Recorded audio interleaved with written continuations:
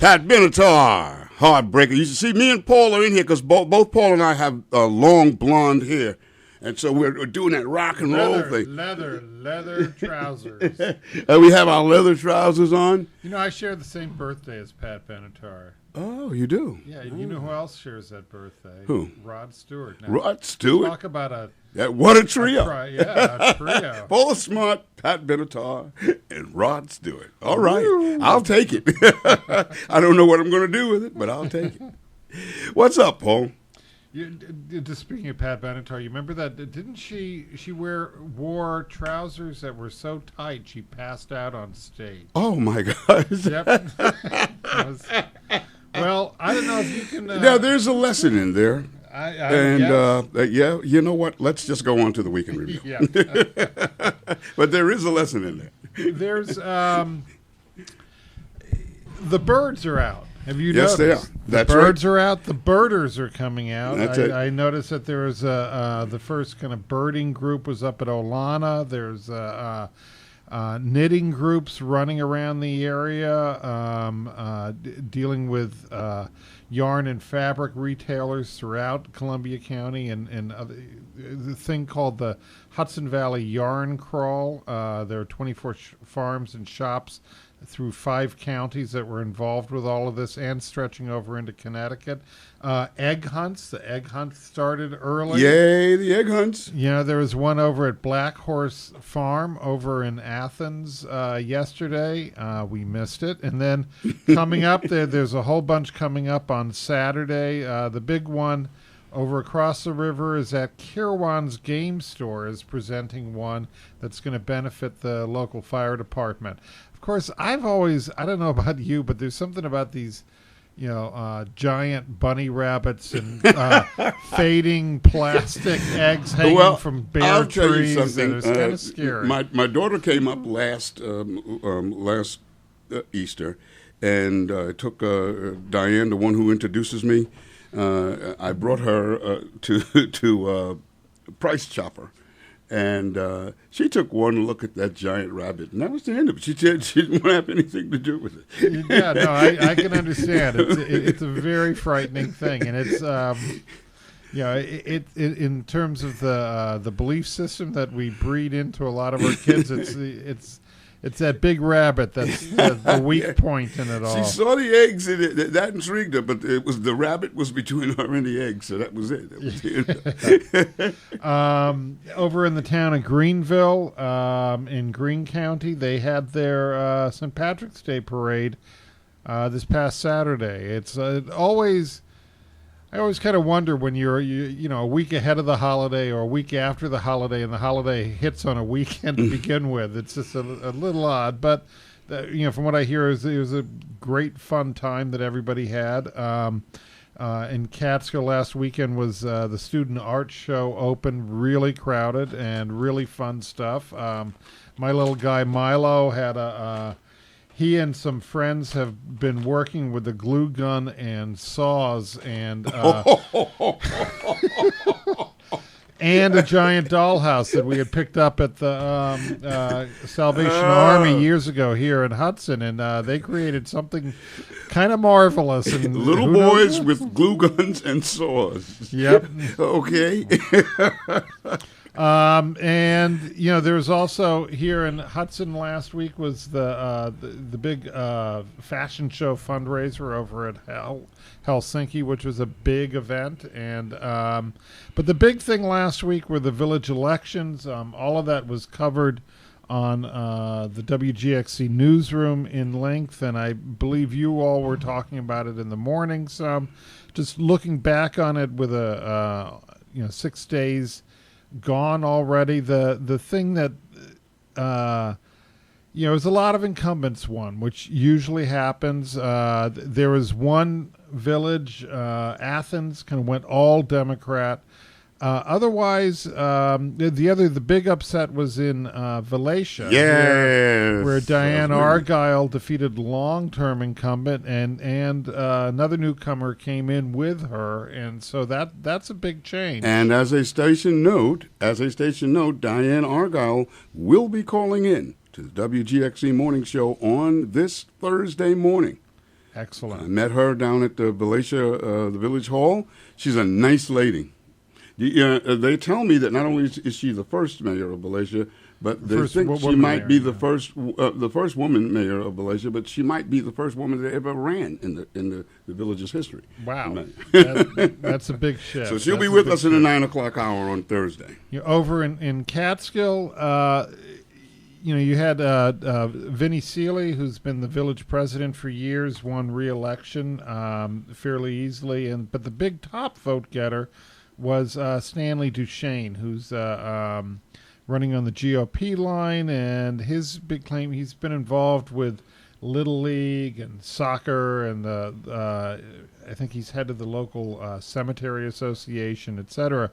What this shows, with the combination of the incumbents winning in Coxsackie, Athens, Chatham, Philmont, Kinderhook, Tannersville, Hunter, and these other kind of surprise wins of Duchesne, et cetera, is that, there's a balance that comes in, and it's more visible in village elections and town elections than it often is in county legislative or state and federal elections.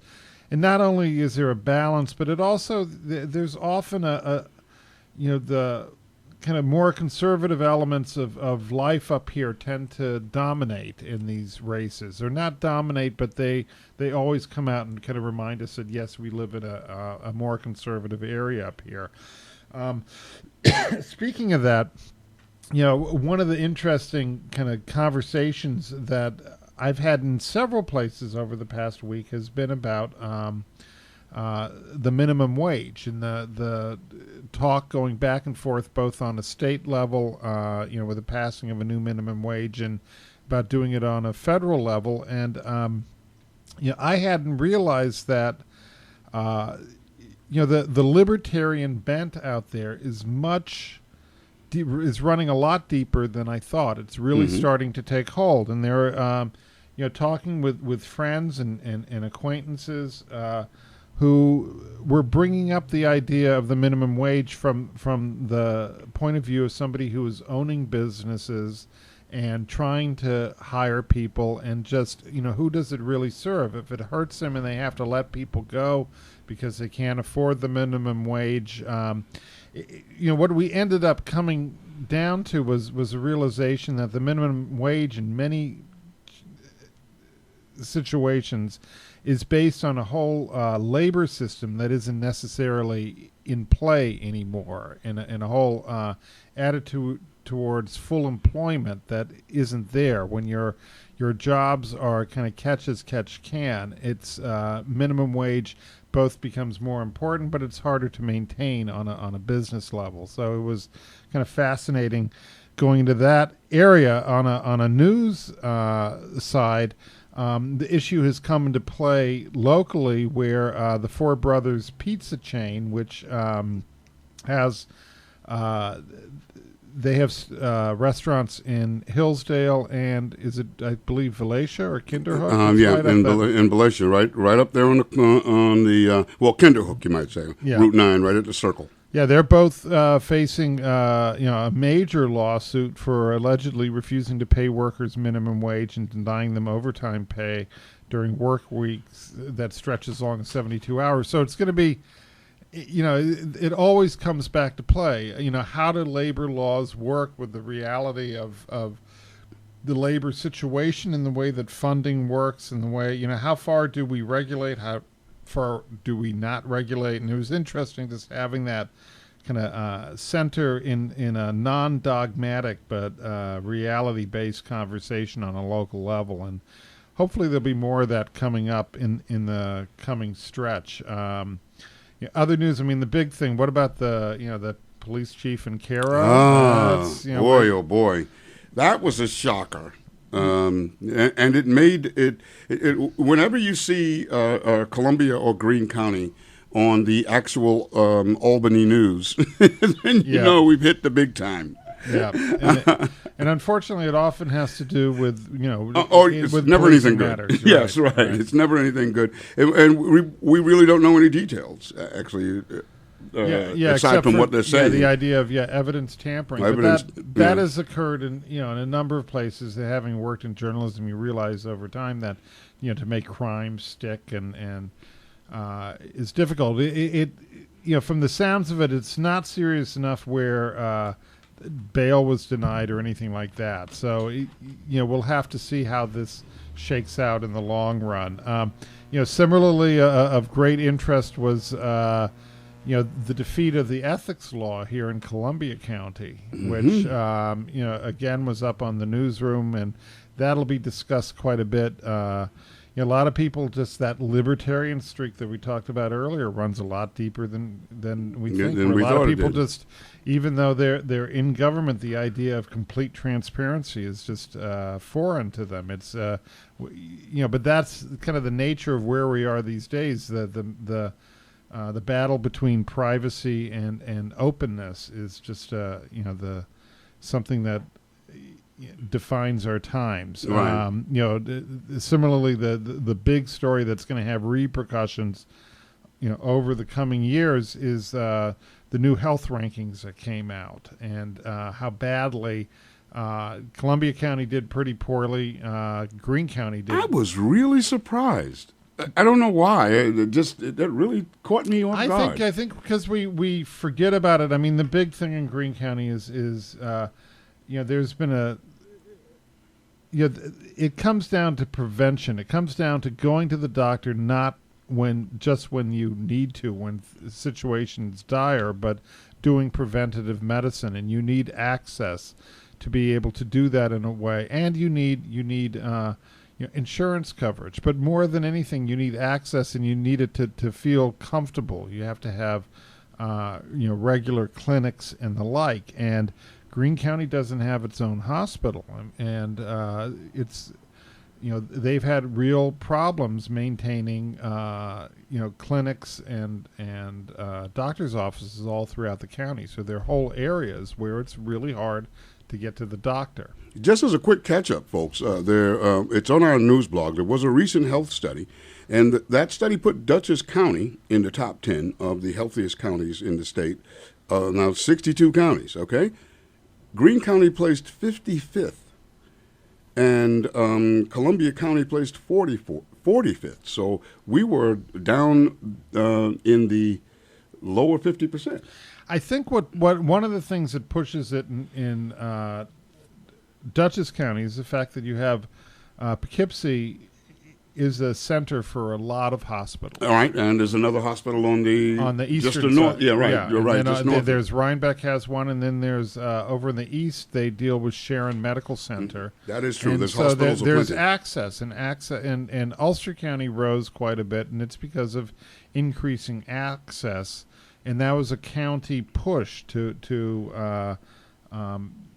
bring health clinics and health awareness out into the more rural areas, and I think that's what's hurting over here is a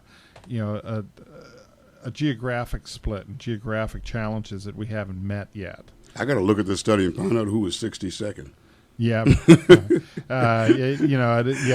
look up into there's this kind of shadow area between the Adirondacks and central New York. Yeah, right. Either Yeah. there or sometimes it's on the southern tier as well. Up but there where usually, Watertown and probably that area. Yeah, yep.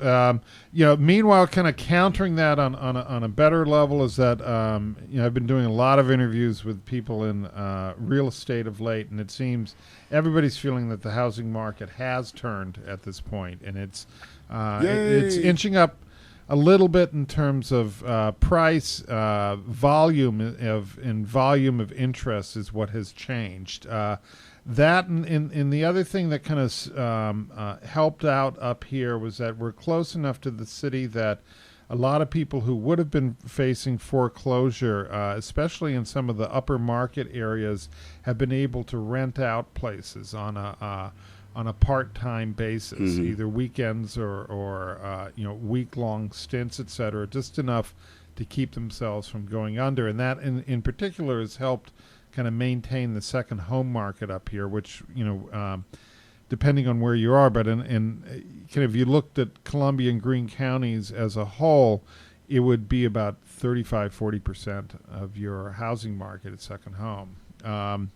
The Wayne Speenberg, this was also up on the newsroom, but Wayne Speenberg is the chairman of the county legislature over in Greene County. He gave a State of the County address last week, and not so much of a surprise. He kind of lambasted state government and the feds, et cetera. And it's just how far do you go where you kind of kick at everybody who can help you around you, right, and kind of go with the go it alone style that predominated for many years, but it may not be the best idea right now when you're looking at in health statistics, housing statistics, et cetera, those places that are playing along better with strong county executives such as Ulster, Dutchess, Orange counties, Putnam's coming into the rank, are tending to do a lot better right now and working with large studies and attracting larger funding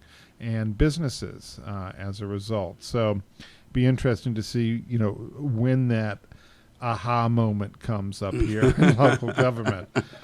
Speaking of aha moments, up in Ghent, and this was something in the Register Star, one of those great John Mason stories about how TCI at this point is, they're requesting kind of a rebuild on the location where in their facility that burnt to the ground August 1st. And what's happening is that the town and the planning board and people are starting to come together saying, no. That's right. That is right. And they don't want it.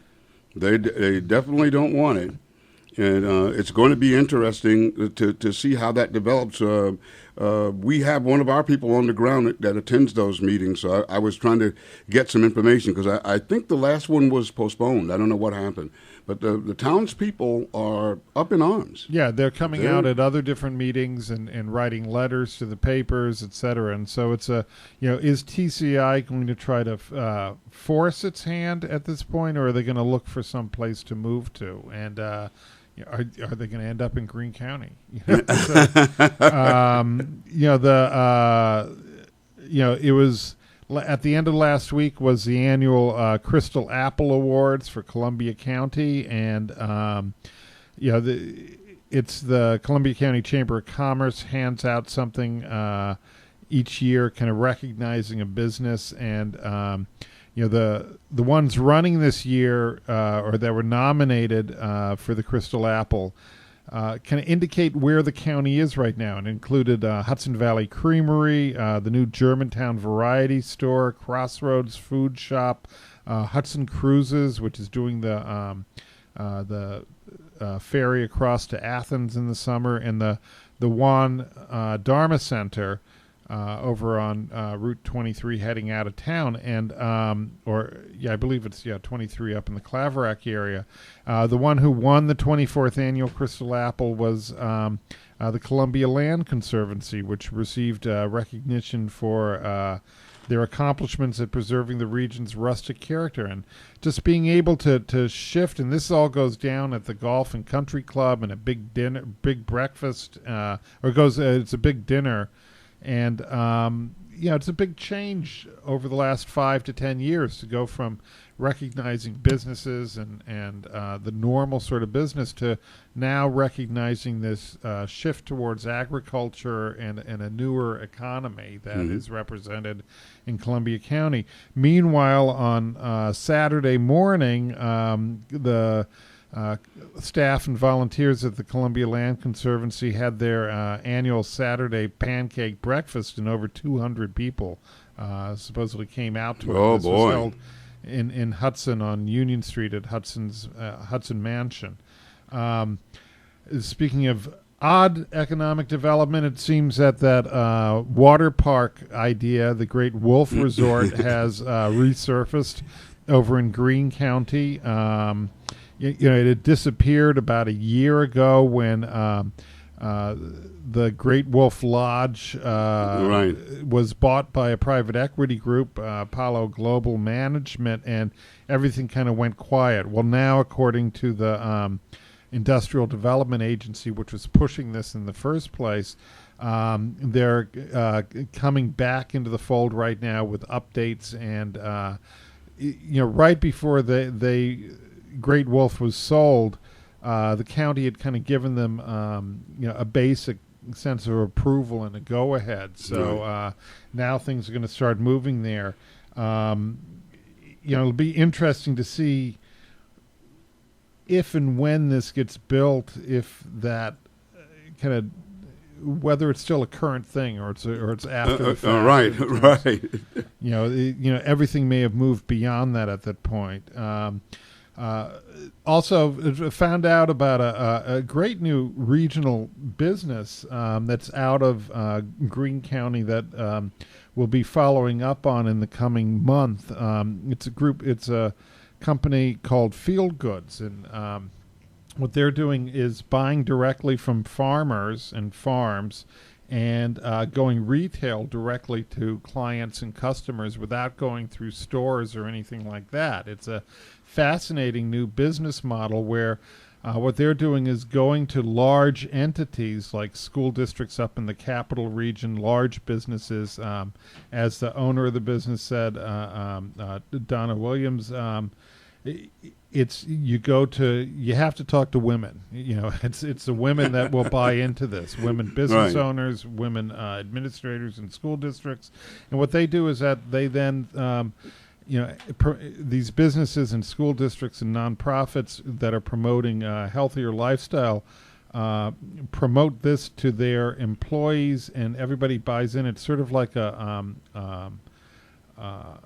one of those agricultural buy-ins, and only it's not. You don't have to buy for an entire season or for an entire year. It's got a lot of flexibility to it. You can drop out at any week, and you get not only do you get a bag of different food delivered to a pickup space each week, but it comes with recipes on how to cook the different things. Like, if you got a whole bag of parsnips, what do you do with them? And it sounds like a fabulous new idea, and we're going to explore that more. As Donna was saying, it's a way of kind of reconstituting the whole agricultural approach and farm to buyer approach, using business as an incentive in the middle. Over here in Hudson, it seems that there's talk right now about the senior center, which wants to rebuild, going into what's going to be called the Galvan Community Center, which is the old armory just down the street from here where the library is going to be. But the difficulty is that the discussion, as with a lot of things in Hudson and everything involving Eric Galloway and the Galvan push to renovate and buy up buildings, it's fury right now, and so look for that one to take months to work itself out. School budgets are working their way through, and it's a sign of the times that say Ichabod Crane School District up in Kinderhook, they're looking at adding football back in. This is after what was it, 2 years ago, where they dropped it, and everybody was tightening the belt. Contracts are being renewed.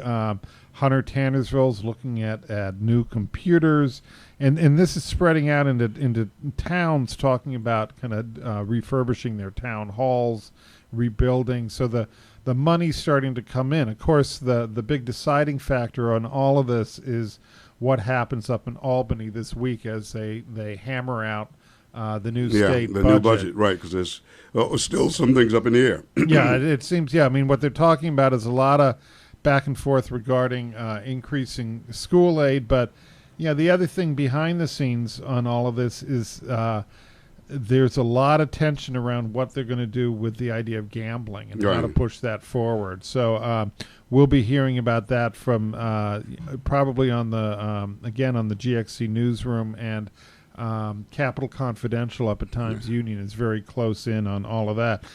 Finally, as kind of a last good news bit, over in Catskill, a lot of people are singing hosannas to village president Vinnie Seeley, just won re-election, and a whole number of other people who've been kind of promoting the village and town of late, where Catskill was named as one of the eight best places to live in the Hudson Valley by Yay! Hudson Valley Magazine, and that's in a list. Who are the other 7? Cold Spring, Cornwall on Hudson, Millerton, just over kind of on the eastern border of where we are now, Piermont down in Rockland County, Pleasant Valley in Dutchess County, Rosendale, and Woodstock. So that's pretty good company. Not bad. Not bad.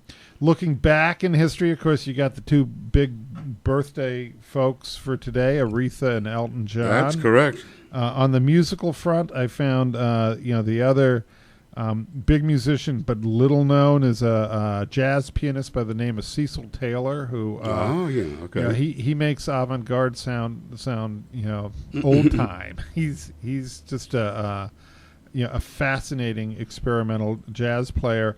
On this date in the year 421, the city of Venice was founded at 12 o'clock noon.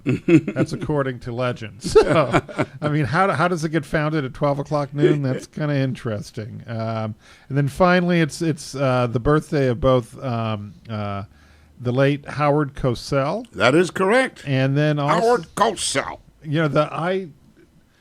Just kind of a sad, odd note, when John Lennon was shot and killed. What was it, 1980? I believe it was, or 81. Yeah. I first heard about it, as did a lot of people, through Howard Cosell. He was reporting, I think it was like Monday Night Football or something like that, and interrupted the program. It was just a very odd way to hear. Well, he became much more than a sportscaster. Yes, he was one of those great voices, Right. and then kind of in pop art culture, it's the birthday of a kind of sculptor, conceptual artist, Matthew Barney, who did a huge show up at the Guggenheim a few years ago. But to those in pop culture, he's also known as Mr. Bjork. He's the husband of the Icelandic diva Bjork. So okay. There's our wrap up for today. That's it. That's all the news all the time, and we'll be checking in because there's one set of elections over, so we'll see where we go from there. Here's